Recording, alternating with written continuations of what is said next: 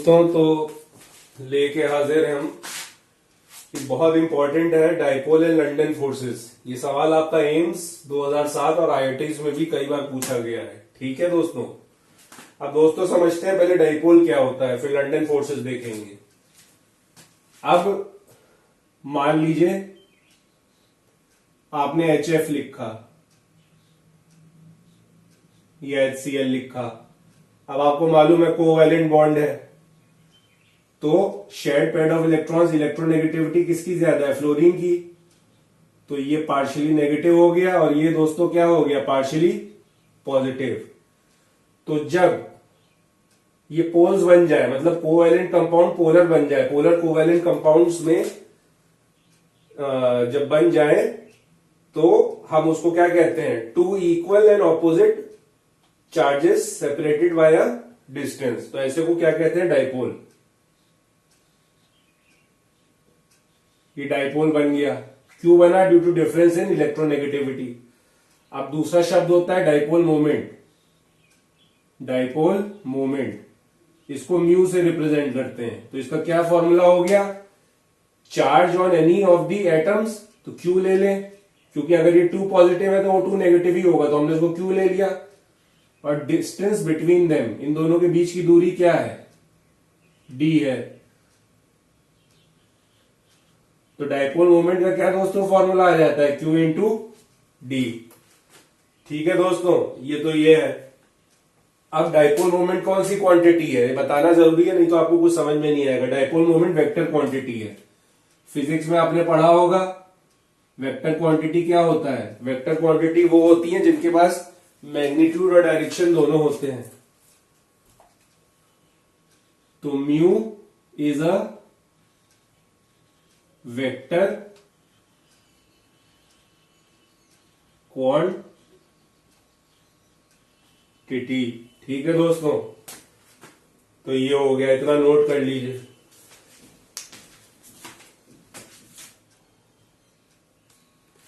हाँ दोस्तों, तो ये डाइपोल हो गया। It exist in polar covalent compounds. अब और it is a vector quantity, और डाइपोल मोमेंट का म्यू का क्या फॉर्मूला है? Q, charge on any of the atom separated by the distance, Q into D. ठीक है दोस्तों, अब देखते हैं। मान लीजिए तो इसका डाइपोल मोमेंट होगा, क्योंकि इसमें पोल्स बन रहे हैं, चार्ज आ रहा है पार्शियली पॉजिटिव, तो Q इंटू डी हो गया HF का। वैसे HCl का भी अच्छा खासा डाइपोल मोमेंट होगा, क्योंकि Cl की इलेक्ट्रोनेगेटिविटी सबसे ज्यादा होती है। ठीक है दोस्तों, अब आप दूसरे कंपाउंड कुछ देखते हैं। जैसे हमने देखा CO2। अब दोस्तों बताइए, dipole moment is a vector quantity. Oxygen की इलेक्ट्रोनेगेटिविटी कार्बन से ज्यादा है, लेकिन चूंकि डाइपोल मोमेंट वेक्टर क्वांटिटी है, तो dipole created on one side is equal to the dipole created on the other side. तो वेक्टर क्वांटिटी है, तो मान लीजिए 10 इसका यूनिट होता है, इसका यूनिट डी बाई होता है। तो मान लीजिए 10 डी बाई इधर क्रिएटेड है, तो -10 डी बाई इधर क्रिएटेड है। तो नेट म्यू कितना हो जाएगा? नेट म्यू हो जाएगा 0। ठीक है, इसका डाइपोल मोमेंट क्या हो जाएगा? 0 हो जाएगा दोस्तों।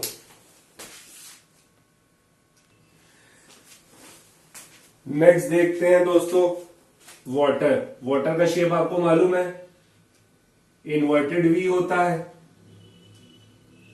होता है नहीं होता है? होता है।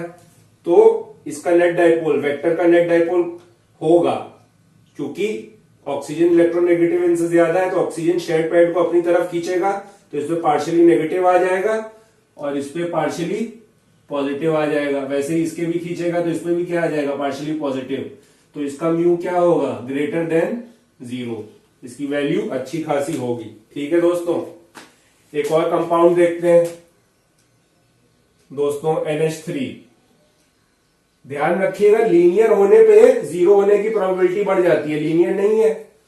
अब देखते हैं NH3, अमोनिया। अमोनिया में भी क्या होगा? डाइपोल मोमेंट ग्रेटर देन 0 होगा, क्योंकि नाइट्रोजन की इलेक्ट्रोनेगेटिविटी हाइड्रोजन से ज्यादा है। तो मान लीजिए यहां और यहां तो 0 हो जाता है, लेकिन ऊपर वाले हाइड्रोजन से इलेक्ट्रोनेगेटिविटी डिफरेंस के कारण यहाँ डाइपोल बन जाएगा, तो म्यू ग्रेटर देन 0। अब एक और कंपाउंड देखते हैं, BF3।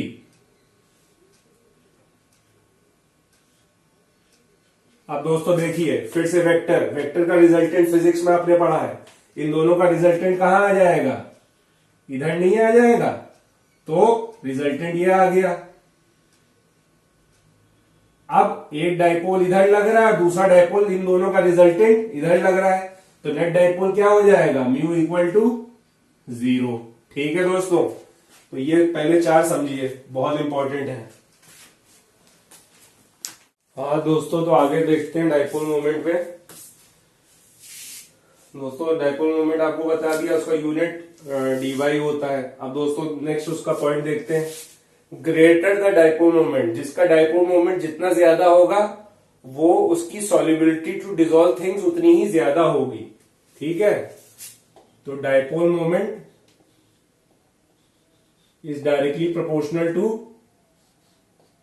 एबिलिटी टू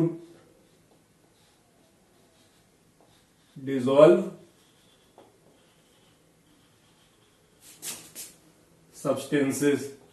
जैसे वाटर का डाइपोल मोमेंट क्या होता है दोस्तों, 1.7 एवरेज होता है, 1.7 या 1.8, तो उसका डाइपोल मोमेंट बहुत ज्यादा होता है, इसलिए वाटर को यूनिवर्सल सॉल्वेंट कहा जाता है। फिर अमोनिया का 1.5 1.49 होता है, तो वो भी अच्छी खासी चीजों को डिसॉल्व कर लेता है। अब याद रखिएगा वाटर पोलर होता है, तो पोलर चीजों को ही डिसॉल्व करेगा, लाइक डिसॉल्व्स लाइक। तो डाइपोल मोमेंट जितना ज्यादा होगा किसी कंपाउंड का, तो ability to dissolve substances directly proportional होगा। दूसरा यूनिट दोस्तों हमने इसका बताया dy। SI यूनिट होता है कूलम मीटर। कैसे आया, म्यू का क्या फॉर्मूला होता है, Q इंटू डी। Q क्या है, कूलम, और D क्या है, मीटर। ठीक है दोस्तों, और CGS यूनिट क्या होता है, ये SI यूनिट है, और CGS यूनिट दोस्तों होता है इसका dy। ठीक है दोस्तों,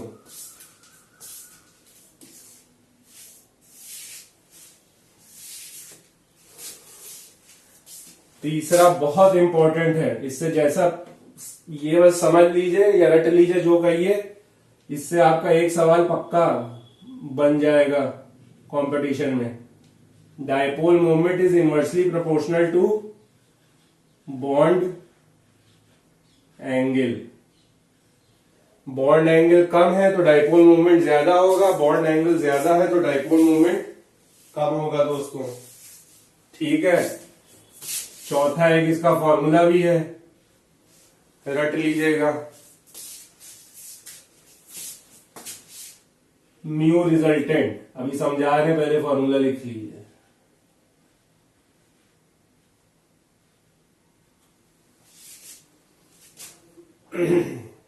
बॉन्ड एंगल मान लीजिए मीथेन का ज्यादा होता है, तो उसका डाइपोल मोमेंट क्या होगा, कम होगा।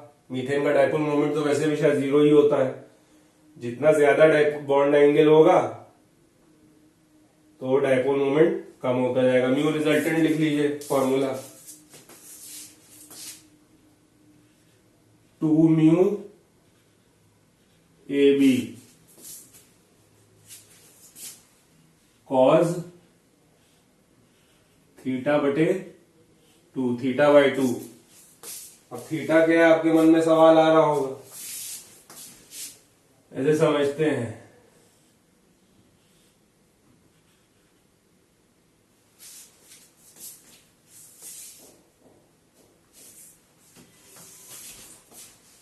ABB, ये हमारा पूरा थीटा है, तो रिजल्टेंट हमारा क्या निकलेगा, मालूम है ना डाइपोल मोमेंट वेक्टर क्वांटिटी है, तो रिजल्टेंट हमारा बीच में निकलेगा। तो ये जो थीटा है हमारा, वो इन दोनों बीच का एंगल है। ठीक है दोस्तों, ऐसे समझिए, अभी BF3 आपको बताया था, उसका डाइपोल मोमेंट क्या था, 0 था, तो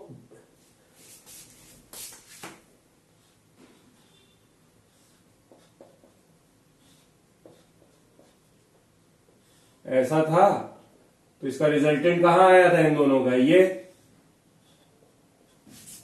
तो आपको मालूम पड़ गया ये 180 है। ठीक है दोस्तों, तभी म्यू रिजल्टेंट 0 आया। तो 2 म्यू ए बी, इस केस में क्या होता, कॉज 180/2, तो कॉस कितना हो जाएगा, कॉस 90, और कॉस 90 दोस्तों कितना होता है, 0, तो 0 इंटू एनीथिंग 0, तो म्यू रिजल्टेंट कितना आ गया था दोस्तों, ये आ गया था। तो आपको बेसिकली ये एंगल देखना है, ये कितना है 180, ये थीटा 180/2 90 हो गया। तो मान लीजिए, तो हमको मालूम था किसी एंगल में थीटा दिया हो तो यहां सब्स्टिट्यूट कर लीजिएगा, म्यू रिजल्टेंट आ जाएगा। हाँ दोस्तों, तो आगे बढ़ते हैं। डायपोल के बाद लंडन फोर्सेस। लंडन फोर्सेस का दोस्तों दूसरा नाम क्या है, induced dipole. Induced dipole forces बहुत इंपॉर्टेंट है। अच्छा, पहले समझते हैं कि ये फोर्सेस इंटरमोलिकुलर ओनली होते हैं और अट्रैक्टिव होते हैं। अब इंटरमोलिकुलर समझिए, मान लीजिए मैं एक मॉलिक्यूल हूं, हाइड्रोजन मॉलिक्यूल, मेरे बगल में भी एक हाइड्रोजन मॉलिक्यूल है, उसके बगल में भी एक हाइड्रोजन मॉलिक्यूल है। तो मेरे अंदर जो फोर्सेस लग रहे हैं वो तो इंट्रामोलिकुलर होंगे ना, वो तो इंट्रामोलिकुलर होंगे। एक मॉलिक्यूल के अंदर जो लगते हैं वो इंट्रामोलिकुलर। तो इंट्रामोलिकुलर फोर्सेस स्ट्रांग होते हैं, ठीक है, स्ट्रांग होते हैं।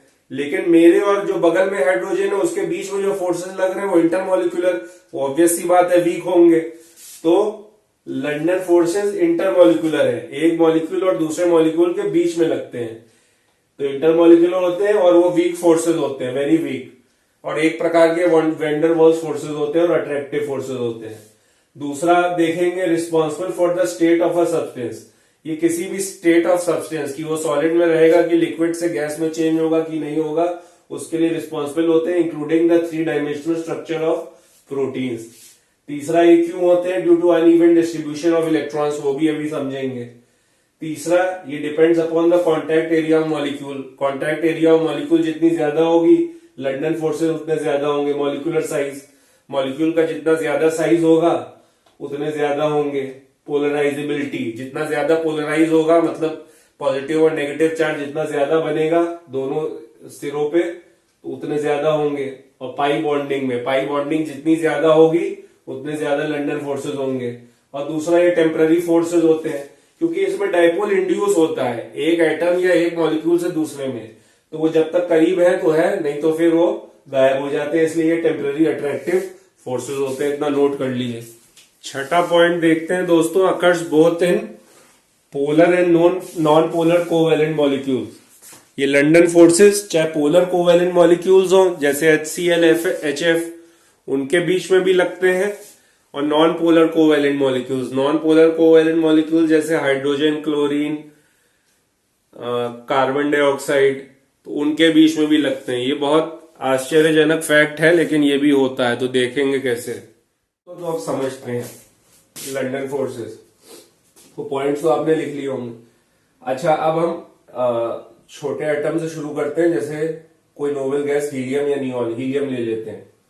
ठीक है दोस्तों, अब आपको मालूम है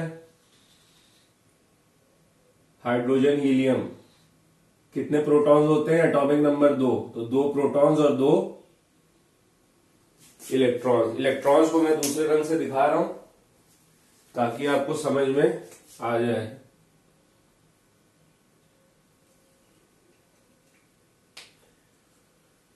ये एक हीलियम एटम है, और वैसे ही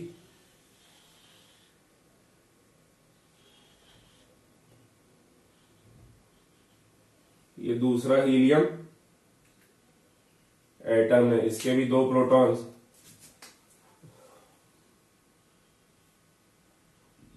और 2 इलेक्ट्रॉन हमने यहां दिखा दिए।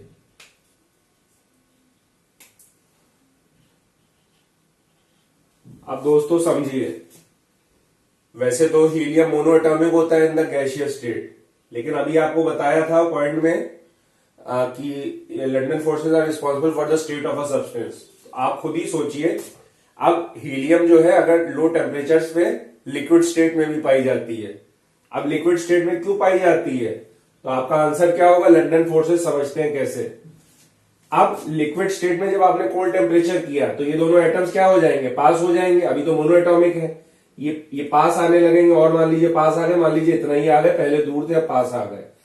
अब दोस्तों क्या होगा, जो न्यूक्लियस होता है वो पॉजिटिवली चार्ज्ड है, और ये जब आएगा तो इसके दो इलेक्ट्रॉन्स कहां आ जाएंगे, वो इधर आ जाएंगे, क्योंकि इसका पॉजिटिव चार्ज उन दोनों इलेक्ट्रॉन्स को क्या करेगा, अट्रैक्ट करेगा। तो ये दो इलेक्ट्रॉन्स कहां आ जाएंगे, अब ये दो इलेक्ट्रॉन्स दोस्तों इसके पास आ जाएंगे, क्योंकि इसका जो न्यूक्लियस है उसमें प्रोटॉन्स है, तो पॉजिटिव चार्ज इसके इलेक्ट्रॉन्स के नेगेटिव चार्ज को अट्रैक्ट करेगा। और जब ये नेगेटिव इलेक्ट्रॉन्स यहां पास आएंगे तो इन दोनों इलेक्ट्रॉन्स को क्या करेंगे, रिपेल करेंगे। तो अब ये दोनों क्या हो जाएंगे, हट के दूर चले जाएंगे, because like charges attract each other and unlike charges नहीं, unlike charges attract each other and like charges repel each other. तो वो दो इलेक्ट्रॉन्स दोस्तों कहां आ जाएंगे, अब इधर आ जाएंगे। फिर से समझिए, इन दोनों के बीच में अट्रैक्शन हुआ,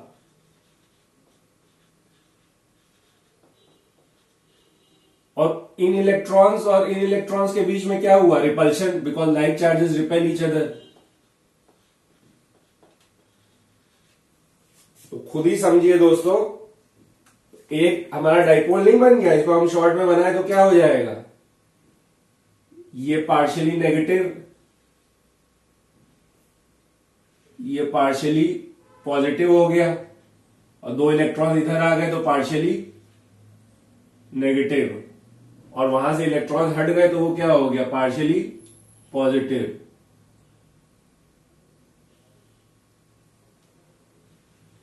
तो ये जो एक प्लस और एक माइनस के बीच में दोस्तों लगा, या एक एटम और दूसरे एटम के बीच में, इसी को क्या कहते हैं दोस्तों, लंदन फोर्सेस। यही फोर्सेस है जो ये मोनोएटॉमिक गैसेस को जब लिक्विफाई किया जाता है तो उनको पकड़ के रखते हैं, इसीलिए वो लिक्विड स्टेट में रह पाते हैं। वैसे मान लीजिए और भी हीलियम एटम्स हैं, तो वो और भी हीलियम के एटम्स हैं तो वो ऐसे जुड़ते चले जाएंगे। ये लंदन फोर्सेस, ये एक डाइपोल हुआ, और ये एक इंड्यूस्ड डाइपोल हो गया, इंड्यूस्ड डाइपोल। इसलिए लंदन फोर्सेस को इंड्यूस्ड डाइपोल भी कहा जाता है। यही फोर्सेस है जो इसको लिक्विड स्टेट में रखते हैं। ठीक है दोस्तों, इससे आपको समझ में आ जाएगा, ये पॉजिटिव चार्ज और ये इंड्यूस्ड डाइपोल नहीं पैदा हो गया, इसी को लंदन फोर्सेस कहा जाता है। नेक्स्ट देखते हैं दोस्तों। हाँ तो दोस्तों ये नोट कर लीजिए, तो ये समरी हमने बता दी, ये जो पॉजिटिव और ये जो नेगेटिव इलेक्ट्रॉन्स के बीच में जो फोर्स लग रहा है उसी को क्या कहेंगे, लंदन फोर्सेस। ठीक है दोस्तों, ये ऐसे समझ लीजिए, एक हीलियम एटम का प्लस और दूसरे का ये माइनस, तो ये इंड्यूस्ड डाइपोल नहीं हो गया, लंदन फोर्सेस। ठीक है, तो इसी को क्या कहा जाता है, लंदन फोर्सेस। नेक्स्ट देखते हैं दोस्तों, हाइड्रोजन में कैसे लंदन फोर्सेस लगे। अभी हाइड्रोजन एटम्स ने कोवैलेंट बॉन्ड नहीं बनाया, मतलब अभी मॉलिक्यूल नहीं बना है, तो अभी एटम्स हैं, तो बस एक प्रोटॉन है, तो एक इलेक्ट्रॉन इसका जब ये पास आ रहा होगा तो एक इलेक्ट्रॉन इसका यहां आ गया होगा, और इसका जो यहां होगा इसने उसको धक्का देके कहां कर दिया होगा, इधर कर दिया होगा कि नहीं। तो बस इन दोनों में क्या हो गया, वही फोर्स ऑफ अट्रैक्शन। तो ये क्या होते हैं, लंदन फोर्सेस। ध्यान रखिएगा दोस्तों, अभी मॉलिक्यूल नहीं बना है, तो जब पास आ रहा, अभी इंटरमॉलिक्यूलर की बात हो रही है, तो लंदन फोर्सेस बताया था आपको, इंटरमॉलिक्यूलर ही होते हैं। तो जब तक अभी पास नहीं आ रहा, अभी गैस नहीं बन रही है, तो लंदन फोर्सेस लग रहे हैं। लेकिन जैसे ही पास आ जाएगा तो वो हमारा क्या हो जाएगा, कोवैलेंट बॉन्डिंग हो जाएगी। ठीक है दोस्तों, तो ये हाइड्रोजन का हो गया। कहने का मतलब दोस्तों ये है कि लंदन फोर्सेस सबके बीच में एक्ट करते हैं, चाहे दो एटम्स हो, जब तक मॉलिक्यूल बने तो एटम्स के बीच में, या मॉलिक्यूल का एक एग्जांपल देख लेते हैं, उनके बीच में भी, जैसे कार्बन डाइऑक्साइड, कार्बन डाइऑक्साइड दोस्तों देखते हैं, आपको बताया था कार्बन डाइऑक्साइड का नेट डाइपोल मोमेंट क्या होता है, 0, because vector dipole moment is a vector quantity. ठीक है दोस्तों, डाइपोल मोमेंट नेट 0 है। अब लेकिन मान लीजिए इस साइड को हम डाइपोल कंसीडर कर लेते हैं, एक ही साइड की बात कर रहे हैं, वैसे नेट डाइपोल तो 0 है। आपको समझाने के लिए लंडन फोर्सेस, ये पार्शियली नेगेटिव हो गया क्योंकि ऑक्सीजन ज्यादा इलेक्ट्रोनेगेटिव है, ये पॉजिटिव। अब जो दूसरे कार्बन का ऑक्सीजन आएगा, 2 लोन पेयर आएगा, है ना, ये मान लीजिए दूसरे कार्बन डाइऑक्साइड का ऑक्सीजन आ रहा है दोस्तों, तो ये लोन पेयर अपने 2 लेके आएगा। जैसे ही लेके आएगा तो इस ऑक्सीजन का जो न्यूक्लियस होगा, मान लीजिए ये, वो इसके 2 लोन पेयर को अपनी तरफ खींचेगा, और इसके जो 2 लोन पेयर होंगे वो कहां चले जाएंगे, दूर की तरफ। ठीक है, दूर की तरफ चले जाएंगे। तो इसके पॉजिटिव और इसके जो 2 लोन पेयर होंगे उसमें क्या हो जाएगा, फोर्स ऑफ अट्रैक्शन। डाइपोल नहीं बन गया, पार्शियली पॉजिटिव, और ये इलेक्ट्रॉन चूंकि यहां गए तो पार्शियली नेगेटिव। तो ये हमारे कौन से फोर्सेस हो गए, ये भी हमारे हो गए लंडन फोर्सेस। तो इसको जनरलाइज कर दीजिए। अब हम कार्बन डाइऑक्साइड को एक ही मॉलिक्यूल पूरा मान ले रहे हैं, कार्बन डाइऑक्साइड करोड़ मॉलिक्यूल हम 2-3 से समझा दे रहे हैं। इसके बीच में भी हमारे लंडन फोर्सेस लगेंगे, इसके बीच में भी लंडन फोर्सेस, इसके बीच में भी लंडन फोर्सेस। कहने का मतलब है चाहे पोलर हो चाहे नॉन पोलर हो, लंडन फोर्सेस इंटरमोलिकुलरली लगेंगे। ठीक है। अच्छा दोस्तों, एक बारीक चीज समझिए, जब हम इंट्रामोलिकुलरली की बात करते हैं, जैसे हम कार्बन डाइऑक्साइड की बात करें एक मॉलिक्यूल की इंट्रामोलिकुलरली की, इंट्रा उसके अंदर, जैसे अभी मैंने बताया था बॉडी के अंदर हमारे ज्यादा फोर्सेस होते हैं, तो इंट्रामोलिकुलरली कोवैलेंट बॉन्ड है। ठीक है। या मान लीजिए NaCl की, समझने के लिए NaCl हो, NaCl की इंट्रामोलिकुलरली की बात करें कि कौन से उसमें बॉन्ड्स या फोर्सेस हैं, तो आप लिखेंगे इलेक्ट्रोवायलेंट उसमें होते हैं।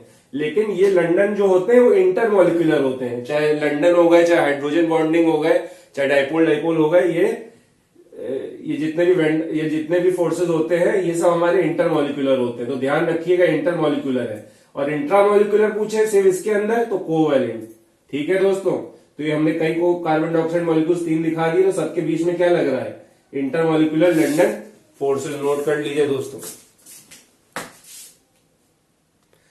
हाइड्रोजन मॉलिक्यूल में भी अगर पूछे, हाइड्रोजन मॉलिक्यूल में, तो समझ जाइएगा इंट्रामोलिकुलरली पूछ रहा है तो कोवैलेंट बॉन्ड। लेकिन हाइड्रोजन एटम्स के बीच में अगर पूछ रहा है, 2 हाइड्रोजन एटम्स, मतलब जब तक नहीं बना है, तो आपको मैंने अभी बताया लंडन फोर्सेस ही इंटरमोलिकुलर लंडन फोर्सेस लग रहे हैं। नेक्स्ट दोस्तों देखते हैं, मैंने आपको चौथा या 5वां पॉइंट लिखाया था, London forces depend upon the contact area of the molecule. अब इससे एक सवाल कई बार पूछा गया है, नॉर्मल पेंटेन और नियोपेंटेन में किसका बॉइलिंग पॉइंट ज्यादा होता है। तो आपको मालूम है नॉर्मल पेंटेन जब लिखेंगे तो स्ट्रेट चेन होती है, लेकिन नियोपेंटेन में ब्रांचिंग हो जाती है। तो नॉर्मल पेंटेन में चूंकि स्ट्रेट चेन है तो कॉन्टैक्ट एरिया ऑफ मॉलिक्यूल क्या है, ज्यादा है। कॉन्टैक्ट एरिया ऑफ मॉलिक्यूल दोस्तों ज्यादा है, तो उसका बॉइलिंग पॉइंट क्या हो जाए, कॉन्टैक्ट एरिया ज्यादा है तो लंडन फोर्सेस ज्यादा होंगे। तो लंडन फोर्सेस ज्यादा है तो उसको तोड़ने में दिक्कत होगी, इसलिए एन पेंटेन का बॉइलिंग पॉइंट नियो पेंटेन से ज्यादा होगा। ठीक है दोस्तों, तो मेरे ख्याल से आपको समझ में आ गया होगा। तो दोस्तों मैंने आपको स्ट्रक्चर से भी बता दिया है। नॉर्मल पेंटेन का देखिए स्ट्रेट चेन है तो उसकी सरफेस एरिया ज्यादा, कॉन्टैक्ट एरिया ज्यादा होगी, और नियो पेंटेन ब्रांच्ड है तो उसकी कम होगी, इसलिए boiling point will be higher of n pentane due to London forces.